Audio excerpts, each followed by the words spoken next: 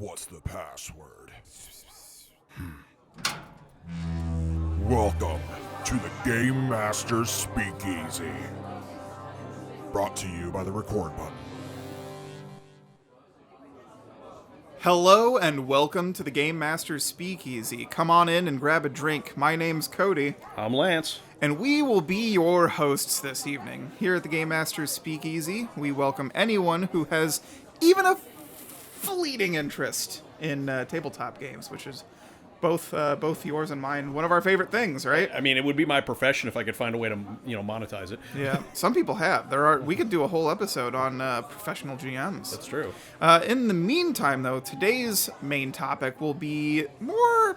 Well, we've had a couple people get back to us about the earlier episodes, and they say, "Yeah, it's great, but I don't know anything about tabletop games. Sounds like a foreign language." So we thought we'd do a couple episodes, or It's a two-parter, really. Two-parter, yeah.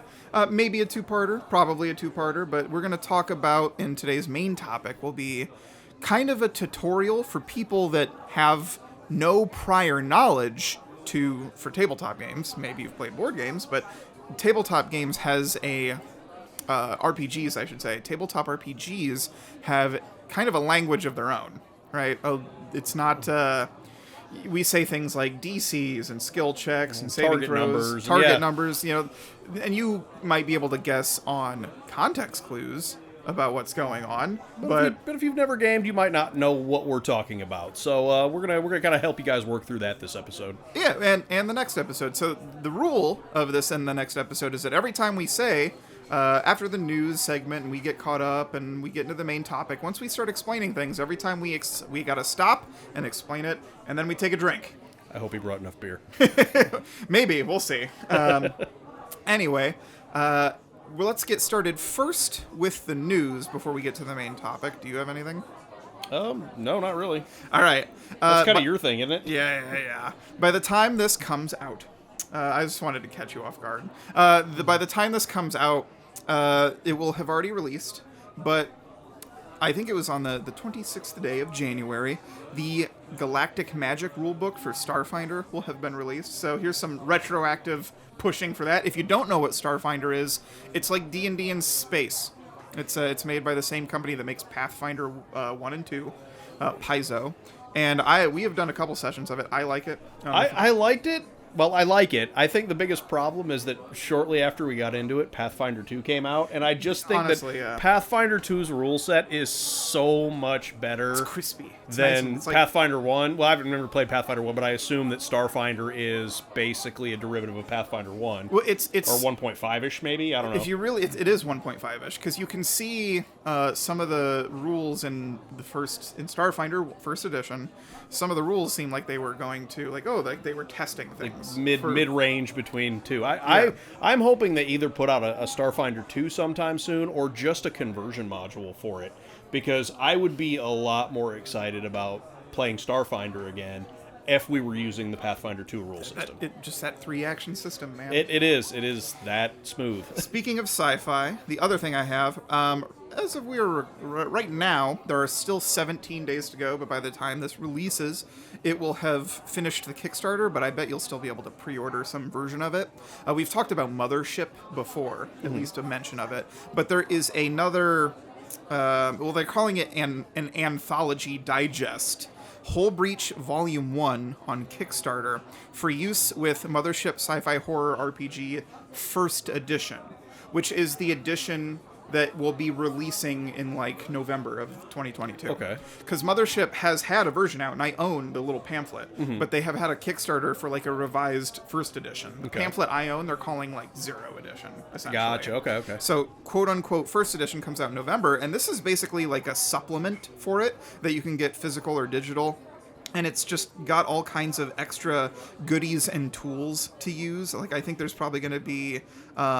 it's basically new content. It's a really new modules, bestiaries, equipment, and all that sort of stuff for Mothership.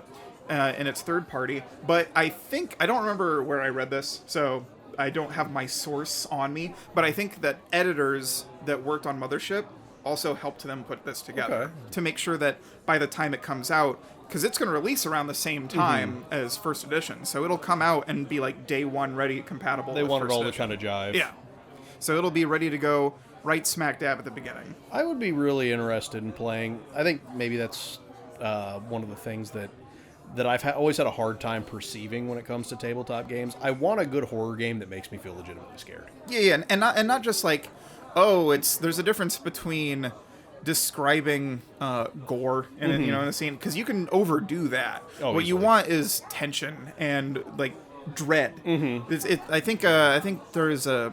You can talk about the difference between like terror and dread. I think they're considered two different things. Where dread is like that more psychological Yeah, it's horror. just hanging out in the back of your head, making you anxious. Yeah, what isn't it that I see that's freaking me out, right? And so if you've ever enjoyed the Alien movie franchise, the Mothership would be a good game to check out. I'd be willing to try it. Or the Alien RPG Yeah. that I also have. I mean, that's listen, on my list of systems I'm just waiting to for test. you to announce these one-shots, because you know me, I'm down for them. Yeah.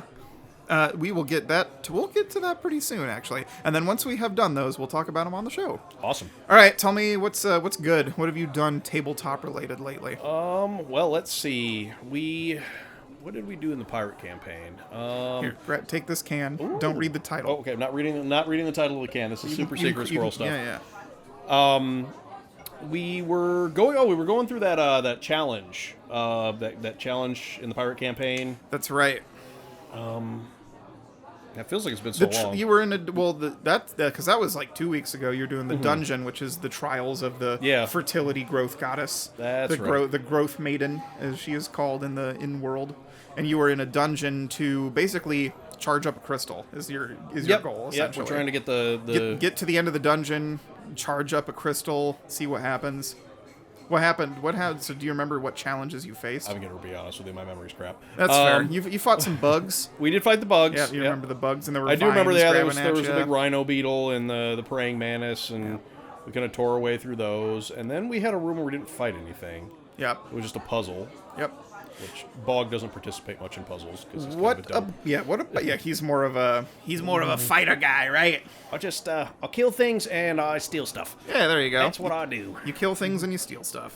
What about the next one that we did? Because this last week we played both the 16th level Pathfinder game. Yeah, so this was the conversion of our 5e campaign over to Pathfinder. I unsurprisingly, when I play my Warlock Aram, I roll like crap. That's been like the running theme for this character. For about 4 years, it's been nothing but it's ones. just terrible. It's really bad. And, so and in these systems, low is bad. yeah, exactly. So we did a run of that. We did I would say kind of our first combat test. It is at yeah. that level. There's our gnomish artificer. I don't know what he's been converted to, but An inventor is what it's called. Pathfinder 2, they call it an inventor, and it's not a magic caster. Yeah. Three people in our game are no longer casters because of the way Pathfinder 2 works. Yeah, but Brittany, Moose, and Dan. Yeah, I was gonna say they were all the playing champions. in 5e. They were the ones that have Palette. partial spell slots, half casters, as it's Half-casters. called. Which a half caster is someone in D&D who gets their spells at like half the rate of a wizard. So we, with that one, we were fighting. They basically airdropped in a bunch of enemies. The inventor has a, I guess, quote unquote nemesis, some character from his past that is working with the big bad evil guy from our campaign. And this is not the first time that he has airdropped basically enemies to come fight us. So we're waiting to get on these ships because we're going out to help our paladin's sister deal with some pirate stuff off the coast. And as we're walking toward the docks, these things get airdropped on us. I remember there being two were they stags or bulls that produced a lot of stank? They poisoned the crap out of me. They were kind of like stags. It's a folklore creature called a catoblephos. I'm sure some people pronounce that differently, but it's a big stank swamp monster that if you're close to it, it can make you sick. Yeah, just the mere smell of decay that surrounds these things. Yeah, he took like half my health with that poison spit thing that he did. That was not cool. Yeah, and then because I rolled really bad on my save. Yes, so you took double damage. I got wrecked. Yeah. and it's pretty crazy. Jumping from like a 5th level Pathfinder game to 16th level, the numbers are higher. I don't like it. You don't like no, it? No, and it's not. I mean, I can't say that it's not because I don't like the character, and it's not because I don't like the spells. It's because I feel like with Bog specifically, I am organically learning to play the class as it's going. So every level, I just get another like drop in the bucket of power and knowledge to use. The problem is now I'm just carrying, like with Aram, I'm carrying around this giant bucket full of fluid, and I have no idea what's in there. Yeah. Because I haven't had the time to learn all the way through level 16. And there's a big sign on the side that says Eldritch Waste Material. Yeah, and I'm like, I don't know what this is or where it came from. Yeah. So I feel like I'm not utilizing my character to the best of my ability because I don't know or understand all of his powers because I haven't had time to. Like, I can read them off the paper, but I haven't had time to actually learn them as I go. Well, that'll come with time. You guys have 16, 17, 18, 19. You technically have 4 whole levels, 4.5 levels of content before you fight the big bad. So you'll get there. Yeah. And then in the meantime, it's kind of painful. I expected that. The first 5 combats are going to be real messy. That said, I think that Shelby did a great job with her caster. I think she actually liked that because if you cast a spell, 2 of your 3 actions are decided for you. Yeah. A lot of the time. It's a lot faster when you're a spellcaster a lot of the time because you don't have to worry as much about what you're doing. And then the next day we played Lancer, and you guys fought an Ultra, which is someone. It's basically a boss, and he was permanently invisible, which seemed like a pain in the butt. It was a pain in the butt. It wasn't specifically the invisibility that bothered me. What was the other thing that he kept doing? Oh, it was because he's invisible, he can hide whenever. Oh, that's right. And hidden characters in Lancer require you to actually successfully search for them, or you can't even target them. Yeah, they're just untargetable. You cannot target. It's not like you just cannot select them for hostile actions. And it didn't occur to me until about halfway through the combat I could just keep hucking grenades at him and solve that problem real quick. But which is a good use of grenades because they are saves instead. That's true. That was fun. I think we talked about the previous part of that where we'd assaulted the base, so we were just down in the cargo hold now, taking out the last of the enemies. Yeah. That was after one of our characters decided to mercilessly execute two of the captured enemies. Yeah, one of these mercenary player characters is getting a little murder hobo-y. Yeah, as the designated leader of the group, I'm gonna have to get that under control because it's gonna become more of a problem than a benefit at some point. All right, let's get on to the beer. What are we drinking? All right, let's see. Can you read that font? Old Dirty Kent's? Old Dirty Kent's by Confluence Brewing Company. Old Dirty Kent's English-style barley wine ale. What do you think of it? I think it's good. First couple of drinks have been good. Oh my god, 10.6 on the alcohol. This is going to be a good recording. I'm not even mad about it. So yeah, don't forget, every time that we have to explain something, we take a drink. Yep. So with that, I suppose we will move on to the Yep, let's get topic. to it. So we're going to talk about the Game Master's role in tabletop games. Yep. And we're also going to discuss some basic concepts things that will come up often for new players, the things that they should really be focused on, like definitions of roles. So let's just start with the dice roll mechanics. Oh, yeah, I can already feel one coming. Excuse me. Right into the producer's ears. You can't see the look on his face, but it's not great. Just trust us. All right, so let's start off with the big 3. If you're playing D&D, what does D&D stand for? Dungeons and Dragons. D&D stands for Dungeons and Dragons. Drink. Okay, what are the big 3 are attack rolls, skill checks, or also called ability checks, and saving throws. Why don't you start with attack rolls? It's pretty easy. Okay, attack rolls are pretty basic. An attack roll is, and this kind of goes with any system. Sometimes they're called something a little bit different, but your attack roll is basically the roll that you make to determine whether or not you were successful in an attack. That can be for ranged attacks, that can be for melee attacks, in some games that's even for spell attacks. Yep, spell attacks, or like hacks. Certain games that use hacking. Sci-fi games that have hacking tech mechanics. Attack or hack or something like that. But basically, you roll the die and you apply your bonus to hit to that die. And then once you hit, then you can roll damage based on what your ability or weapon is. All right, next, ability and skill checks. Okay, ability and skill checks are more commonly used. They do have some utility in combat, like if you're trying to intimidate an enemy in combat or something like that. But skill checks are both in and out of combat checks, and that's where your character's going to have some designated skills or things they're proficient in. If we're talking about Dungeons and Dragons, for example, Yeah, we'll hearken to Dungeons and Dragons often because that's kind of like that's the baseline for a lot of people. it's the Kleenex of it's the Kleenex of the tabletop world, right? People talk about tabletop games. And you're like, oh, you do what now? Oh, it's like Dungeons and Dragons.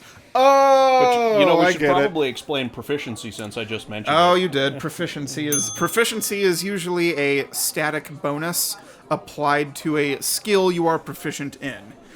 Drink. Just did.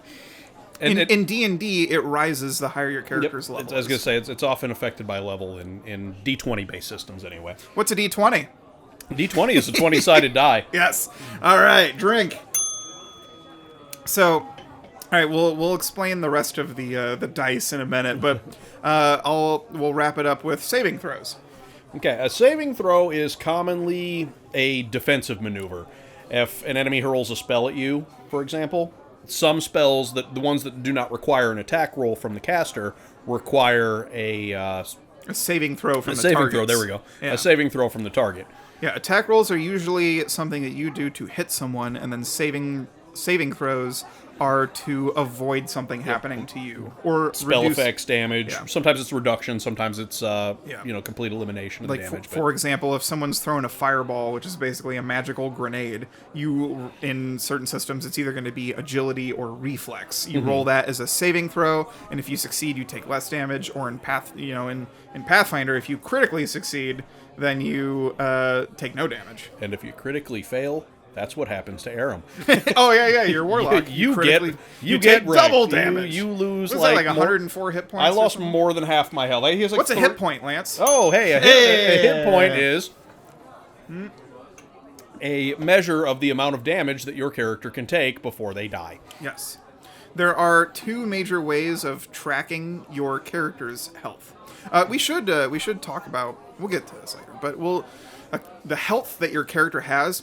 There's two major ways that I see in games to track it. The first big one is HP, or hit points. It's just a numerical amount that when you take, say you've got 150 hit points, if you take 30 damage, now you're down to 120. Most of the time, in most games, it's very binary with hit points. You can fight at full strength and capacity until you have none of them. A lot of games lack the mechanic necessary to represent degradation in your character's performance based on damage, and that is predominantly something you'll find in hit point-based systems. Yep, and then the other way is usually like tracking wounds or something like that. Deadlands does a really good job of that because it's got both hit location and wounds, and you take whatever your maximum penalty is for your wounds.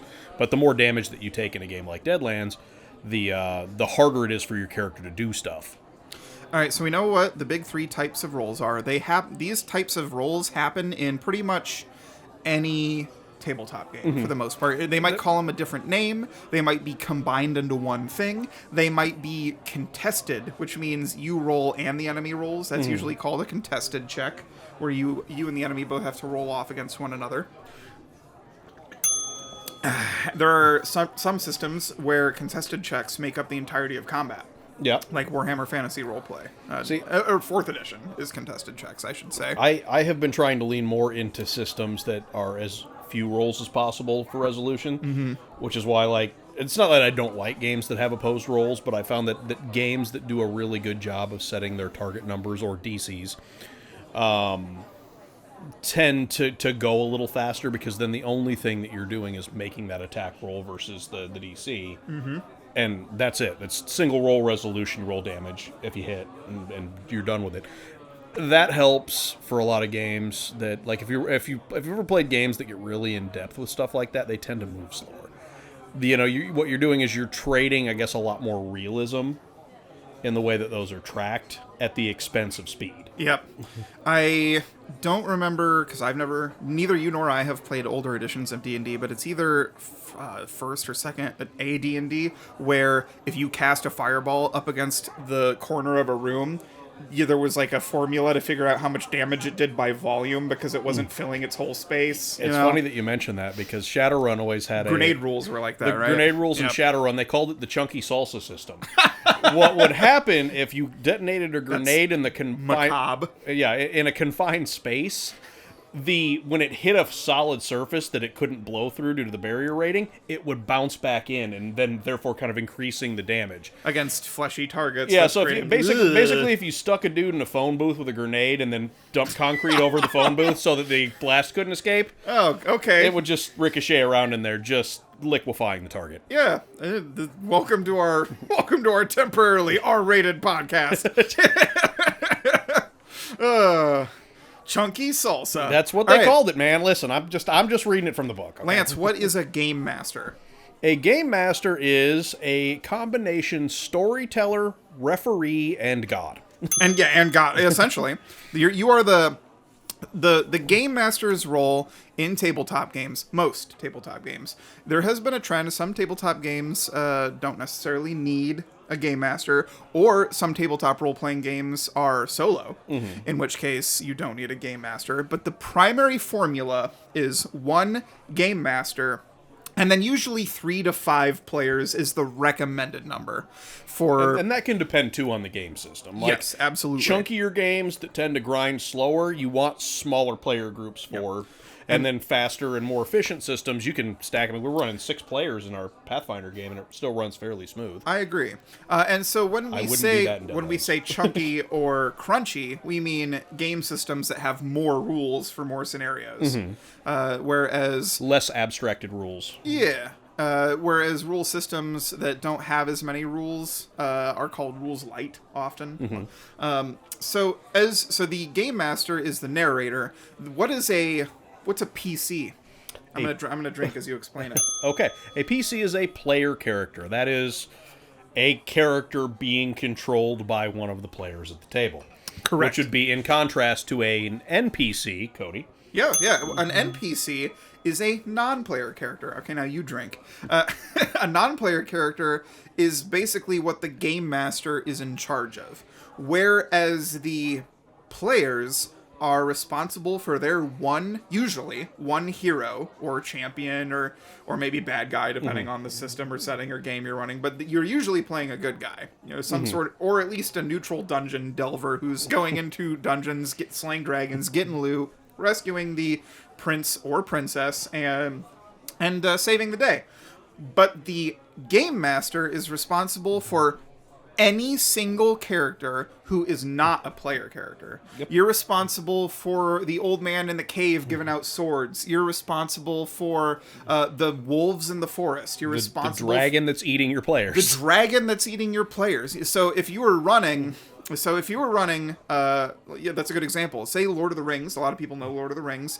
If the players are Bilbo and the Dwarven Adventuring Party, then you're the guy in charge of the mayor of was it Rivertown? Oh God, I think so. I need my Tolkien knowledge is suddenly failing me. Is it Rivertown? The Hobbit wasn't as good as Lord of the Rings. No. Okay. Well, I've read the book though, so that's not a good excuse.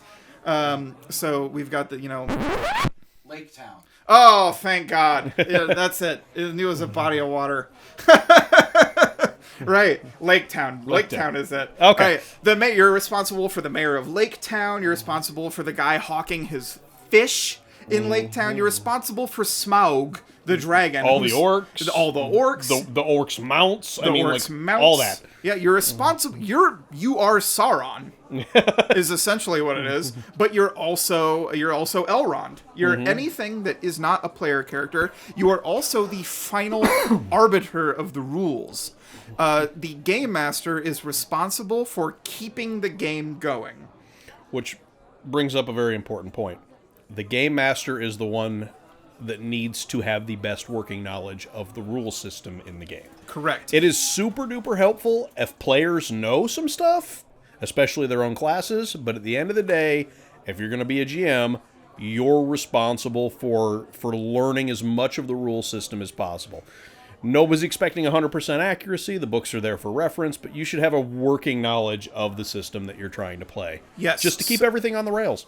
So, for example, if I was playing a barbarian and you were my game master, and I was approaching a door and it seems like it's a wooden door, and you describe that it is locked, and I tell you I want to bust through the door, what do you as the game master tell me, the player? Assuming that I've followed the rules and I know what I'm doing, I'm probably going to ask, or I'm going to tell him what the DC is going to be for his strength roll to break down the door. All right, what's a DC? Have we talked about that yet? I don't think we have. What's a DC? Difficulty check. Yeah, difficulty class. Difficulty class, yeah. It's basically the target number or difficulty class. So he's basically saying that I have to roll a strength skill check or ability check, depending. Or athletics. Or athletic. Yeah, well, yeah. So in D&D it'd be athletics. It's the second of the big three. You're rolling not an attack roll or a saving throw. Skill check. It's a skill check to break down this door. And depending on the system, it might just be raw strength. It might be athletics. But you're basically telling me to roll the dice and apply my bonus, my relevant bonus. I'm not applying a lockpicking bonus because I'm busting through. The Game Master has been told by the player what the player wishes to do, and then the Game Master tells them what to roll. That's the big thing. Yep. The entirety of a tabletop role-playing game is a constant flow of players saying, I want to try and accomplish X, and the Game Master is saying either you accomplish it, that is not feasible given the current situation, or roll to see whether you succeed or fail. You're basically there, part of your job, one of the biggest jobs that you have as a GM, is to apply the rules to the player's narration. Correct, yes. The player says, that's a good way to put it. I want to kick the door in. You say, okay, well, how do the rules make that possible? Right. And in this case, most game systems, you're going to find pretty easy rules for breaking down barriers and stuff like that. It's written into most systems well. Yeah. And, in this case, it's, okay, the DC to break down a wooden door is X. You tell the player to roll whatever the relevant roll is. If they hit the X or exceed the X, boom, door goes collapsing in. Barbarian gets to, whatever meaty morsels are inside. Yeah, it could be a larder full of preserved meats, or maybe it's a bunch of caged beasts to fight. Maybe just angry drunken goblins. Who knows? Oh God. So that brings back a point to go back to that I said we would get to and then forgot. You talked about what a D20 is. So tell me about the rest of the dice before we get any further into this. There's other sizes of them. Oh, yeah. How do you read them on the page? What does 3D8 mean? Okay. Most of these games, well, really, the vast majority of games use some combination of polyhedral dice. Someone will use just raw D6s, but we'll talk mostly about the D20 system, since that's kind of where we're dipping into. For anyone that speaks English, polyhedral is like multiple-sided. Yeah. Yeah, not your standard six-sided die always. Well, I mean, a six-sided die technically is polyhedral. Well, I know, I understand, but there are other the dice, including and other than your Monopoly dice. 3D geometrical shapes with roughly equal sides and even numbers, right? And they usually come in four-sided dice, which are the ones you don't want to step on. It's like a caltrip, man. Yeah, like, seriously. It's a danger to leave those on the floor. Six-sided dice, Better or which worse than Legos? Okay, how about this? In the top, metal D4s. All right. Okay, so I should explain. D, you usually describe the size of a single die with D and then however many sides is on that specific die. So D4 are pyramids. D6 are six-sided dice. These are the type of dice you're going to find in most board games, Monopoly, or at the craps table at the casino. D8s have 8 sides. Then there goes up to 10, which a couple 2D10.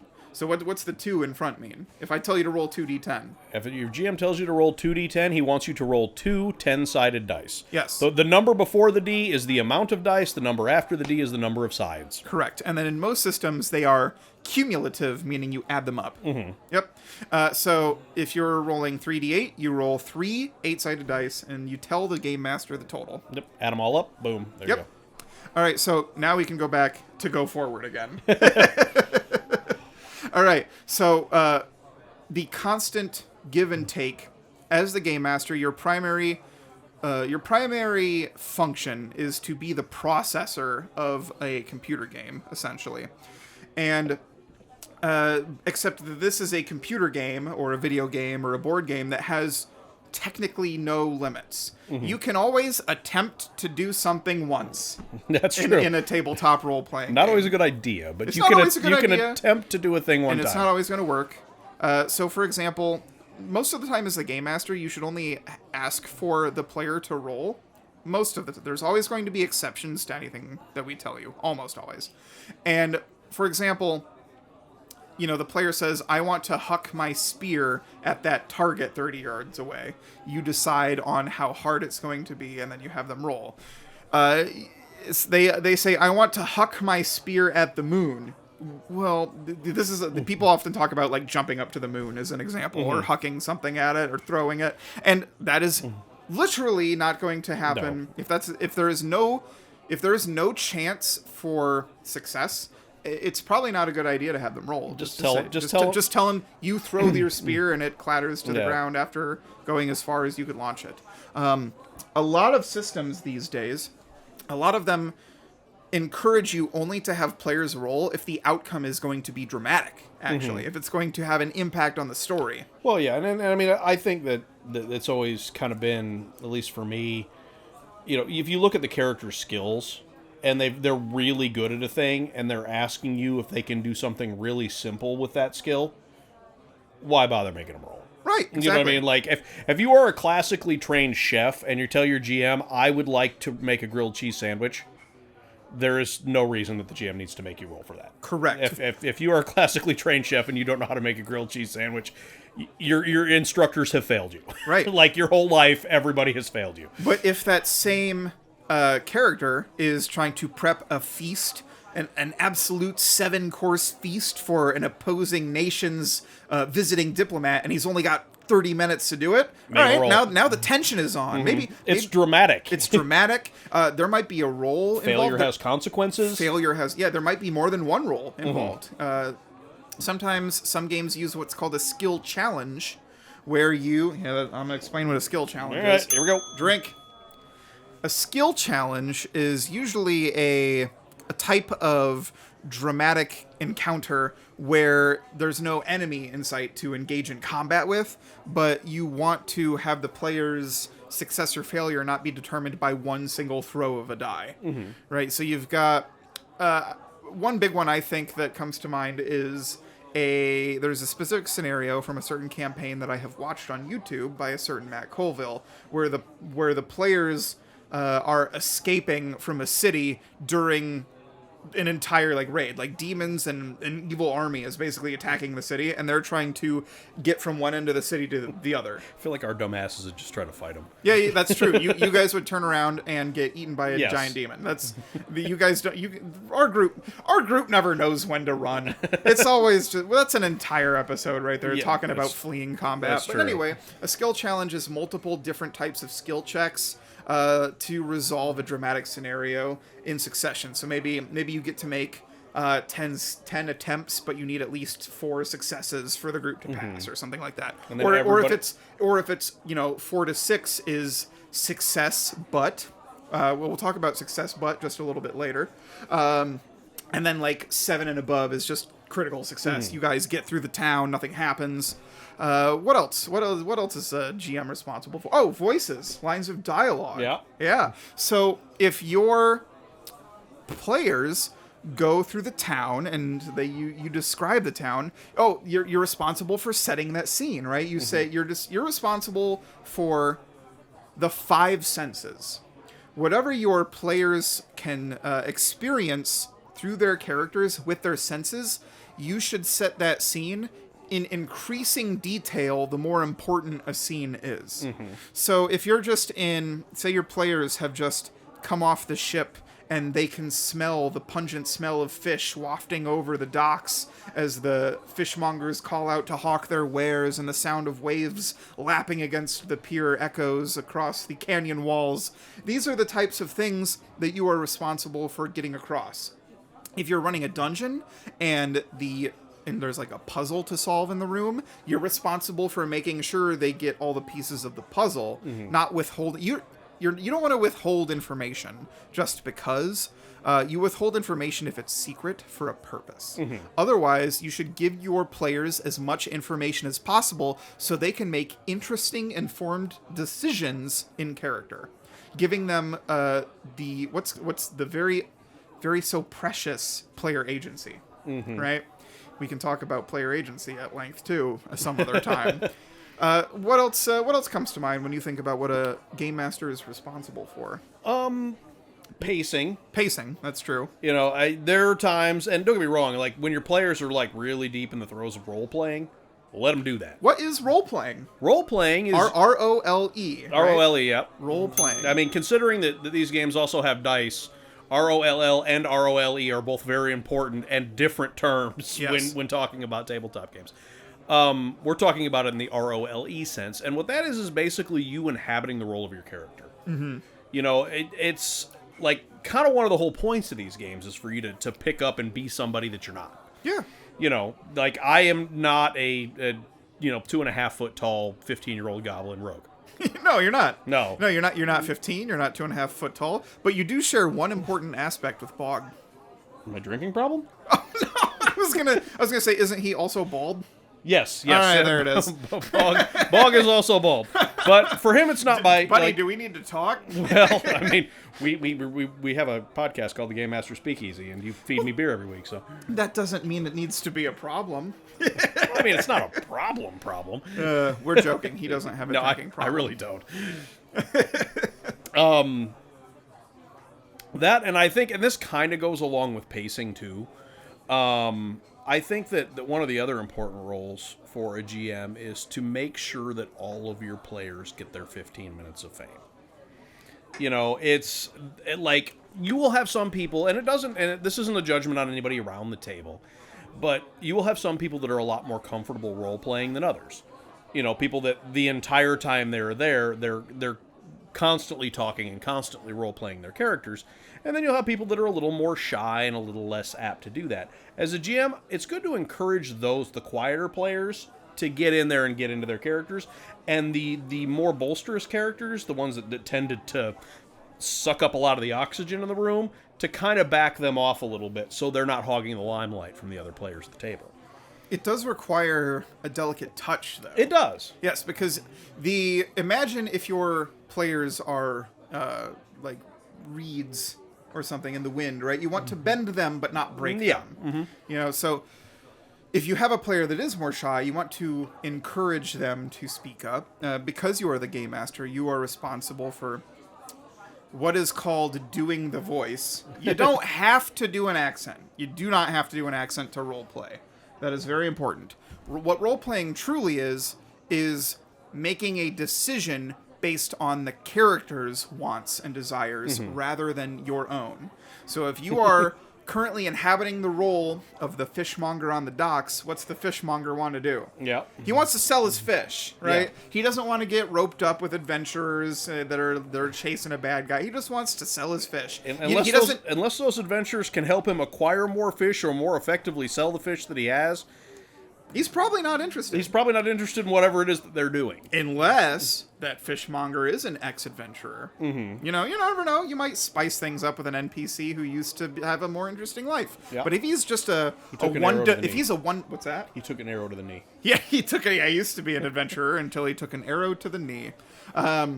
If that fishmonger is a one-dimensional character, he's just a fishmonger, right? He doesn't have a secret past. He doesn't have the desire to open up an entire fishing enterprise. He just wants to sell his fish and go home to his family. And as a GM, it's okay to have one-dimensional characters. A lot of your NPCs are going to be pretty one-dimensional because if you go through and you take the time to flesh out every single townsperson in the entire village, your players are not going to talk to all of them. They're not going to have interactions with them. And what you're going to end up doing is spending copious amounts of hours building these characters and their backstories and all this interesting information that will never be used by anyone. Possibly, yeah.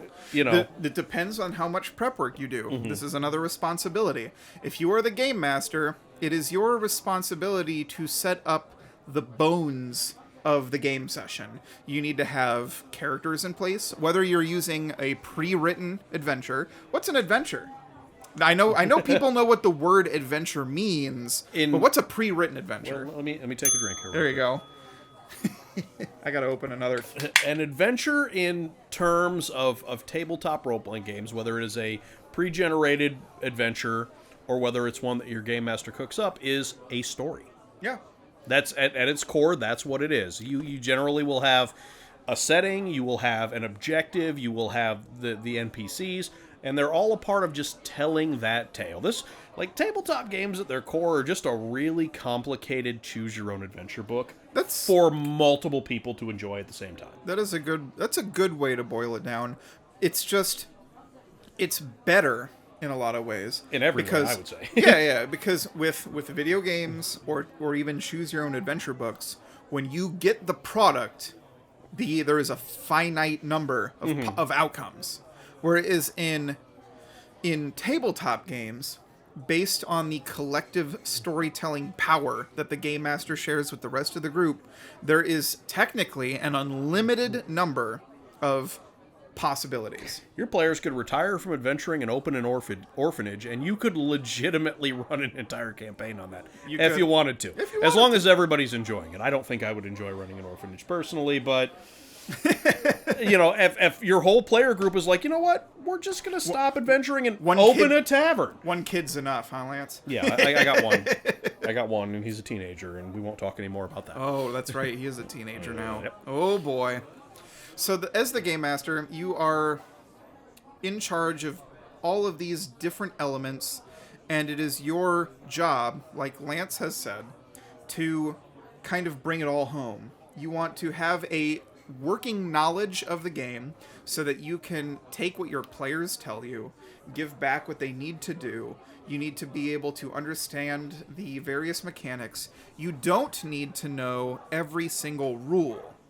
Like I said earlier, you are the final arbiter of the rules, the final judge.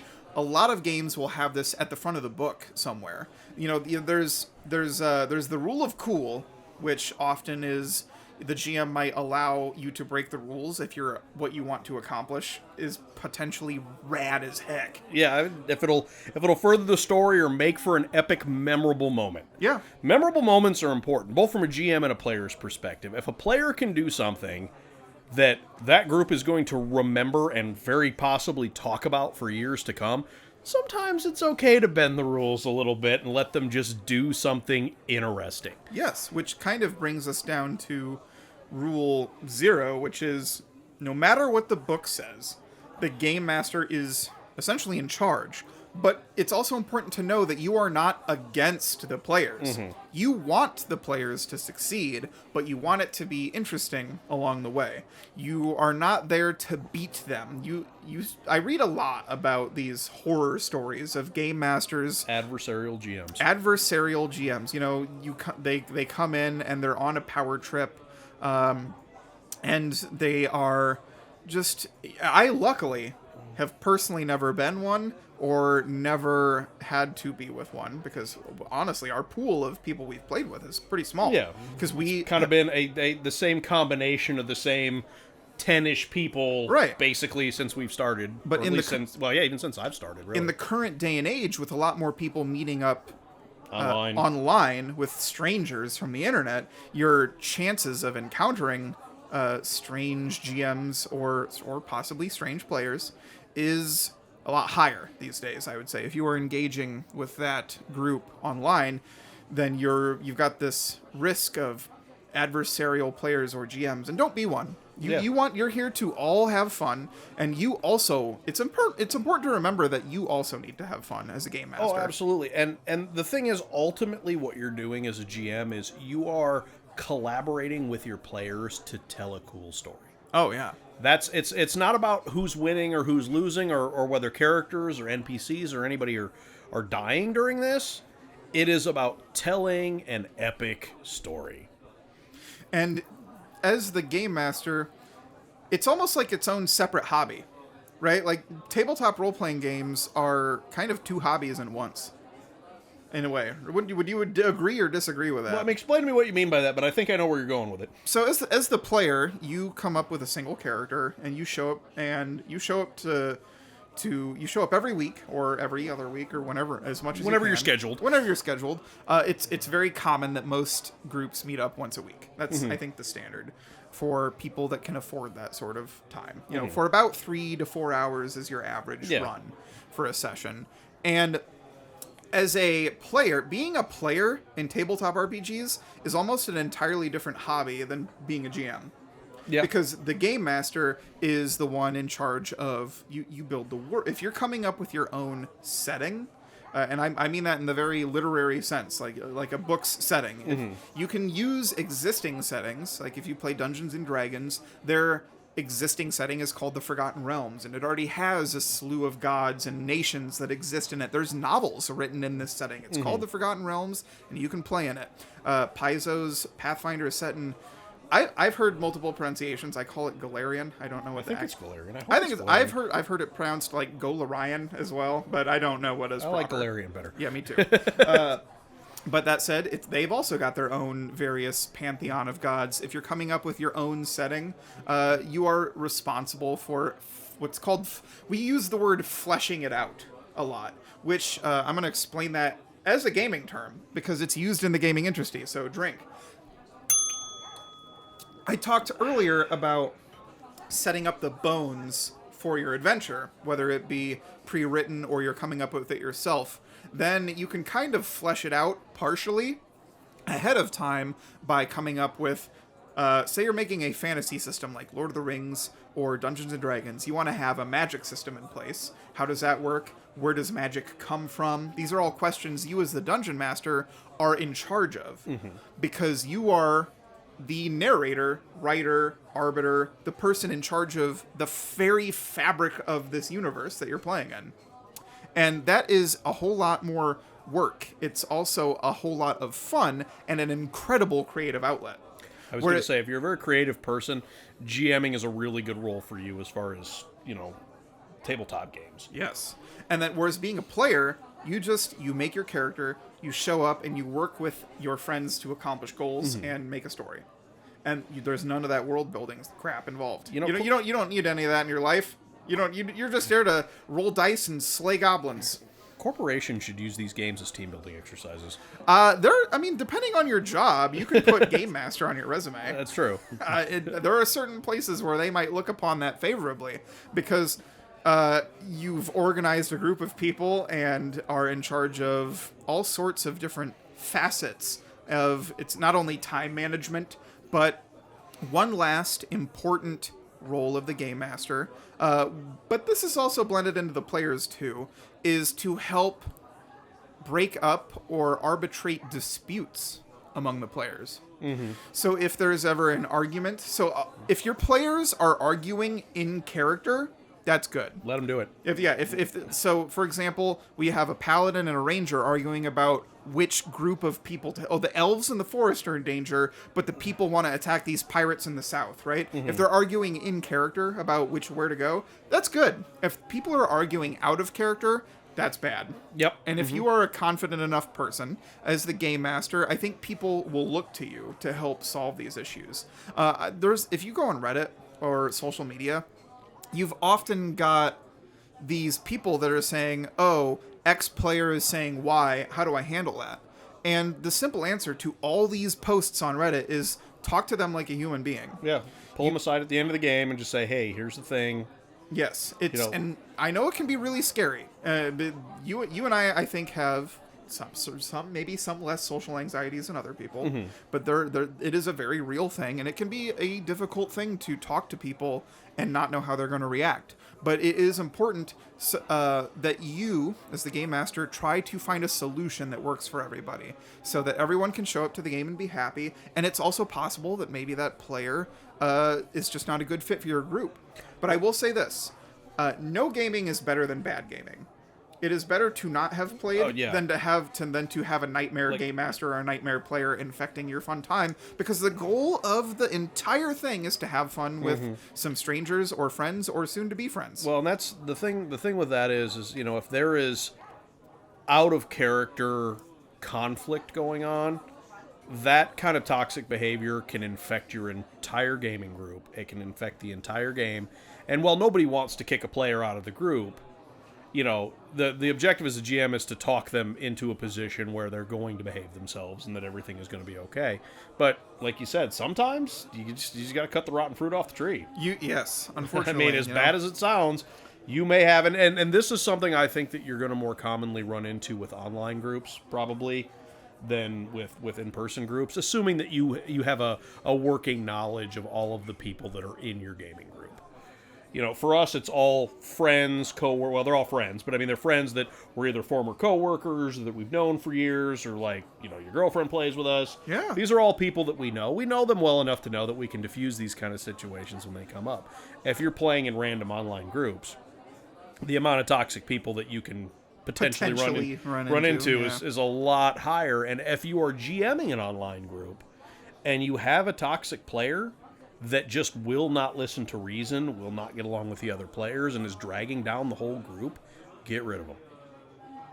There's always another player out there to pick that slack up, especially if you're talking about the online community. That's true. Don't let them ruin everybody else's good time. Being a game master is like playing a healer in an MMO. An MMO being a massively multiplayer online RPG, a video game where thousands of players are playing. They're always in demand. There's never enough of them. You can always find players, but it's important that even that nasty jerk can find a group of maybe he'll find some other nasty jerks. Well, and the thing is, they'll all have a great nasty jerk time together. Well, the thing is, that nasty jerk may just need you to explain to him your expectations as a GM too. Yes, it is I would say it's important. Give the guy a chance, but give him a chance. If he doesn't want to listen to reason, you know, find somebody else to take that job. That's right.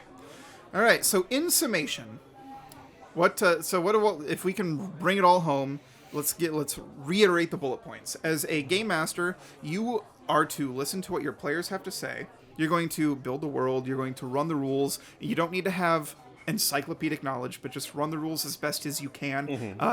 If you need working knowledge, is the term I like to use. If you have to, make a ruling in the moment and check the actual rule at the end of the session. Broker a peace treaty between players that are arguing. If characters are arguing, let it happen.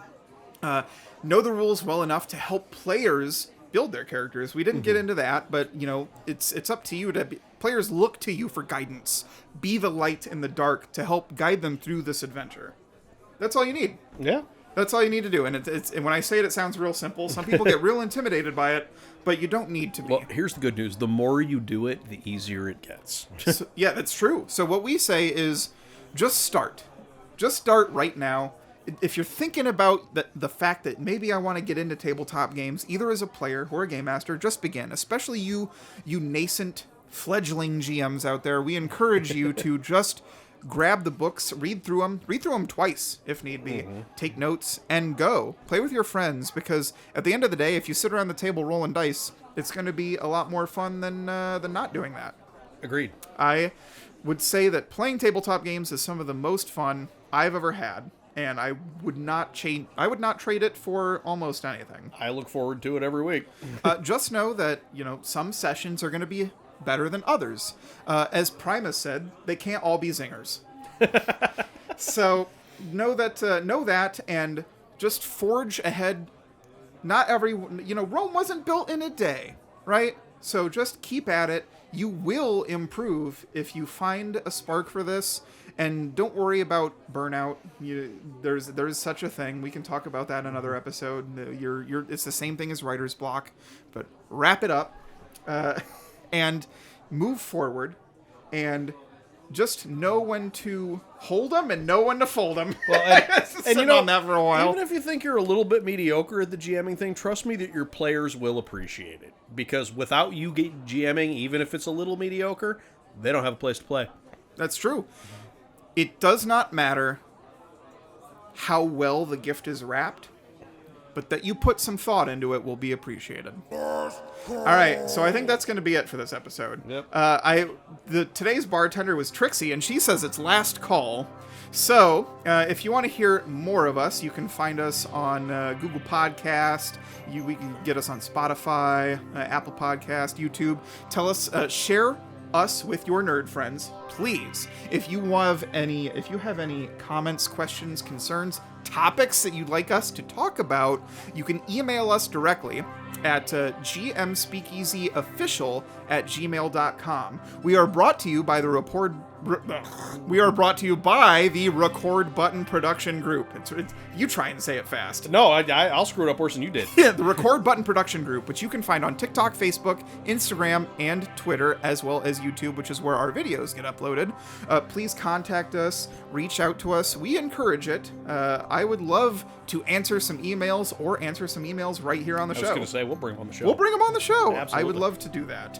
I look forward to it. If or maybe you just want to say that I have an annoying voice. I can take it. I've got broad shoulders. Anyway, that is that for this episode. So I want to encourage you all to return next time, and please, tonight, get home safe.